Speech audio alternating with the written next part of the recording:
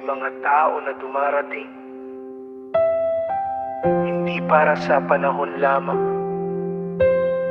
kundi para maging biyaya sa buhay. Sa gitna ng tagumpay at sa gitna ng pagsubok, may pusong nananatili at hindi lumalayo. Hindi nakabatay sa inggit, hindi hinahanap ang sarili. Ang tunay na kaibigan ay nagmamahal ng tapat. Turuan mo ang puso ko na magmahal ng wagas, hindi sa kompetisyon, kundi sa kabutihan.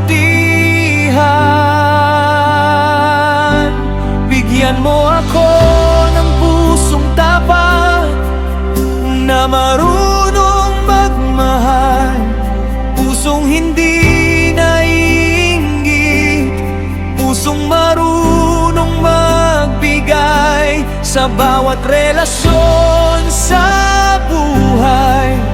Ikaw ang maging sentro, turuan mo akong maging pagpapala sa iba kong kapwa.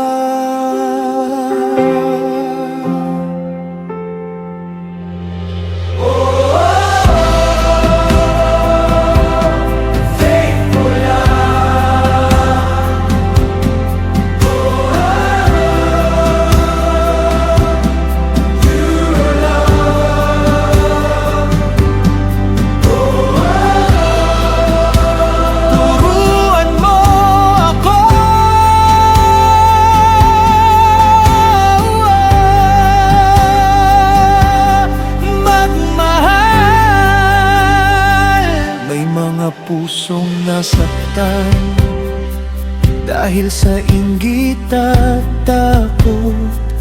May mga taong nakakalimot sa biyayang natatanggap. Ngunit ang pag-ibig na galing sa iyo ay hindi naglalaban. Ito ay nagbubuklod at nagbibigay ng kapayapaan. Turuan mo ang puso ko na magmahal ng wagas, hindi sa kompetisyon, kundi sa kabutihan. Bigyan mo ako ng pusong tapat na marunong magmahal, pusong hindi naiinggit, pusong marunong magbigay sa bawat relasyon sa buhay. Ikaw ang maging sentro, turuan mo akong maging pagpapala sa iba kong kapwa.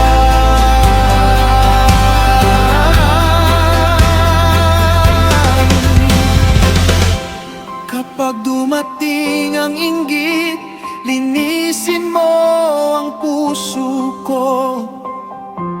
Kapag dumating ang galit, turuan mo akong magpatawad. Dahil ang tunay na lakas ay hindi ang pag-angat sa iba, kundi ang kakayahang magmahal ng may kababaang loob. Pusong tapat ang hinahanap ko sa buhay, pusong